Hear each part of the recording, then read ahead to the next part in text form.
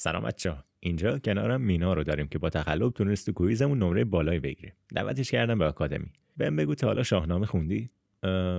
آره معلومه همه خوندن. همین کامیک بوک ایرانیه. رستم کیه؟ رستم دیگه پسر اون. ببین مهم اینه که خیلی قویه. یه بار یه دیو زد خورد. یه چیزی شد خلاصه. نویسنده شاهنامه فردوسی 30 سال تمام وقتشو گذاشت پاش و تو خیالش اینطوری بود که من روح ملیتمو نوشتم. مطمئنم شاه قراره تو پول غرقم کنه. خب بهش 20,000 سکه نقره داد. با توجه به اینکه عمرشو پاش گذاشته بود و کل هویت ایران قبل اسلام رو با شکوه زیادی تو تاریخ ثبت کرد، این مقدار پول عملاً یه سیلی تو صورتش بود. بریم خیلی گشادوار شاهنامه و زندگی رستم رو برات باز کنم تا ببینیم فردوسی چی برامون به یادگار گذاشته. داستان از بابای رستم یعنی زال شروع میشه. وقتی تازه به دنیا اومده بود انگار از یک ایثار درش آورده بودی. سفید. سر همین بابا بزرگش اینطوری بود که نفرین شده است بندازنش ته دره. حالا پلاتویستش کجاست؟ به جای اینکه بچه زال بمیره توسط سیمرغ نجات پیدا میکنه. پرنده جادویی که مثل اسنپی برای نوزادان طرد شده بود. سیمرغ زالو بزرگ میکنه و زالم با خودش میگه آره همه چی نرماله. در نهایت زال با پرنسس خودش آشنا میشه. رودابه. چشم تو چشم میشن و طبیعت کار خودشو میکنه. سری بریم سر زایمان. بچه رستم اونقدر گنده است که بدن مادرش میگه نه داداش نمیکشم. سیمرغم میاد میگه یه لحظه خودم درستش میکنم و اولین سزارین تاریخ اساطیر ایرانی رقم میخوره. بدون دستکش، بدون بیهوشی، فقط با انرژی افسانه‌ای خالص. بوم. رستم نوزاد 20 کیلویی به دنیا میاد. خب رستم یه مشکلی داشت. مثل یه بوفالو بود که نیاز به اسب داره و نه نمیتونه با پای خودش بره ماجراجویی و جنگ، چون این شاهنامه است نه اساسینز کرید. گویا پدر زال هر اسبی رو می آورد حتی تحمل وزن دست رستم رو هم نداشت و کمرش میشکست. یه چی مثل دیتینگ شوهای امروزی براش رو انداختن تا بالاخره یه اسبی واسه خودش تور کنه. سلام خوش تیپ. من فقط به شوالیه هایی که بدن فیتی دارن سواری میدم. تازه انتظار دارم هر شب یالم با روغن آرگان ماساژ بدی. بچه خوشگل مگه میخوایم بریم عروسی؟ یکی واسه جنگ میخوام. بعدی. سلام قهرمان. من 3 تا مدرک کراسفیت اسبی دارم. میتونی رو من شمشیر بزنی بپری یا هر چی خواستی. نمیدونم چرا هیچکی شبیه چیزی که میگه نیست. بعدی. ببین من دنبال شواف نیستم. اگه میخوای بپریم وسط داستان و یه امپراتوری نجات بدیم بگو به نام ایزد. آها همینو میخوام. من رخشو میخوام. کجا رو امضا کنم؟ و اینجوری بود که رستم و رخش با هم مچ شدن و رومانتیک ترین رابطه بینشون شکل گرفت. رسیدیم به 7 خان. حتی اگه زیر سنگم زندگی کنی داستانشو شنیدی. به نظرم قبل از اینکه خود 7 خان رو تشریح کنم منطقی که بگم اصلا چرا رستم باید از این مسیر سخت عبور میکرده. مطمئنا یه تفریح باحال نبوده که بگه آخر هفته شده با رخش میزنم به جاده و میرم دنبال دردسر. زال به رستم این خبر رو میرسونه که یکی از شاههای سلسله کیانی به نام کیکاووس سپاهش تو مازندران گیر افتادن. آره فهمیدم. خبری نیست بابا خودشون برمیگردن. صبر کن دارم راویگری میکنم. میفهمه که کیکاووس سپاهش تو مازندران گیر افتادن و توسط طلسم ارژنگ دیو کور شدن.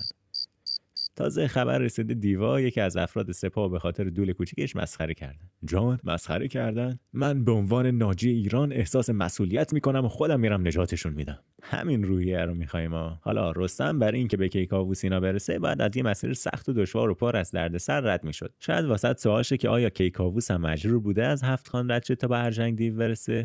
معلومه که نه. فقط قهرمان داستانی که بعد دهنش سرویس شه. بریم سریع از خانها رد شیم.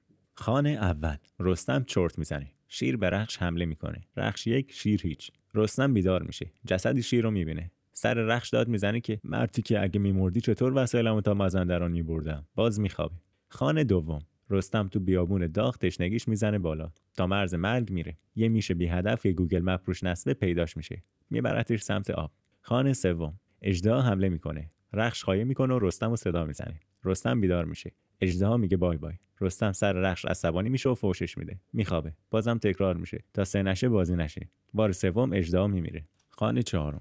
رستم تو طبیعت یه سفره غذای مشکوک میبینه و به نظرش عادی میاد. جادوگر با یه فیلتر خودشو داف میکنه. رستم میگه خدا قوت. جادوگر چون اسم خدا رو میشنوه فیلترش حذف میشه. میمیره. خانه پنجم. طبق معمول رستم خواب بود و رخش داشت علف میزد. رندوم یه دشبان لج میکنه. میزنه تو پای رخش. رستم بیدار شد مؤدبانه گوشای طرفو میکنه. مرزبان منطقه با لشکر میاد تهدیدش میکنه. رستم همه رو لت و پار میکنه. مرزبان رو میگیره و با تهدید میگه منو ببر سمت ارژنگ دیو یا میکشمت. خانه ششم. رستم مرزبان رو میبنده به درخت. حمله ور میشه به کمپ دیوها توی غار. کله ارژنگ دیو رو میکنه. از کیکاووس کور شده آدرس دیو سپیدو میگیره. کیکاووس اشاره میکنه به مرسی. خانه هفتم. رستم دیو سپیدو در حالی که چرت میزنه پیدا میکنه. پاشو میکنه. دیو با این حال بازم میجنگه، انگار بازی خروج جنگی تو مدرسه است. در هر صورت میمیره. رستم میبره. با خون جیگرش نابینایی ارتش کیکاووس شفا میده. ایران خوشحال میشه. پایان.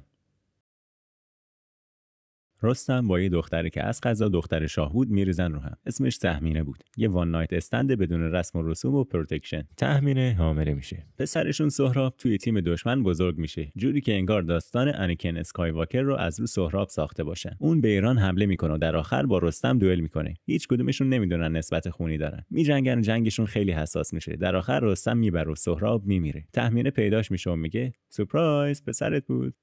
ای بابا، پس گمونم برم 3 سال توی چادرم گریه کنم. اسفندیار پسر مقدس ایران بود. نه از اون مقدسا که فقط لقبن. واقعا تو نوزادی توسط زرتشت توی آب مقدس غسل داده شده. واسه همین جونش فنا ناپذیر شد. بخوایم با افسانه‌های یونانی مقایسش کنیم، مثل آشیل میشه، فقط به جای قوزک پاش تنها نقطه ضعفش چشم‌هاش بود. خلاصه داداشمون رزومه خوبی داشت. کلی جنگ الهی رفت. هفت‌خانو برای نجات دادن خواهرش شکست داد. آره، احتمالاً فکر می‌کردی رستم تو این قضیه تنها بوده. با این دستاوردهاش برمیگرده خونه پیش باباش که شاه گشتاسپ بود و میگه هی بابا، تاج پادشاهیم کو؟ باباش هم که سرگرمیش بازیچه دادن مردمه بهش میگه برو اول رستم و غل و زنجیر کن. حرفش مؤدبانه این بود که بگه دلم میخواد بمیری، ولی با روش روحانی و خفن. اسفندیار عین طلبکارا میره دم خونه رستم میگه بفرمایید شام. در جوابش میگه نه مرسی، دستور خداست که بکشمت. با هم میجنگن. راند اول رستم مثل سگ میوازه و ریج کویت میکنه و میره پیش سیمرغ و اونم میگه داداش گریه نکن، خودم هواتو دارم، بزن تو چشاش. تیر میزنه تو چشماش. پسر مقدسمون مثل پراید کوله روشن تو سربالایی کم میاره. مرگ با شکوهی داشت. حداقل باعث سربلندی ددیش شد. بعد از اون همه بدبختی رستم فقط میخواد یه ذره استراحت کنه، ولی نه داداش، قرار نیست خوش بگذره. برادر ناتنیش شغاد یه مار خزنده خائن از آب در میاد چاله میکنه، روشم با علف میپوشونه، دقیقاً مثل تله کارتونی، و رستم و رخش میافتن توش. رخش میمیره که واقعاً از نسل شخصیت‌های دیگه این داستان بیشتر درد داره. رستم در حالی که با بدن تیر خوردش داره خونریزی میکنه، هنوز اون قدر لج و قدرت بالاتنه داره که بگه کمانمو بدین. از ته چاله نشونه میگیره و شغادو به درخت میکوبه. بعدش رستم میمیره. همین، نه پایان خوشی، نه صعود الهی، فقط درد و یه اسب مرده.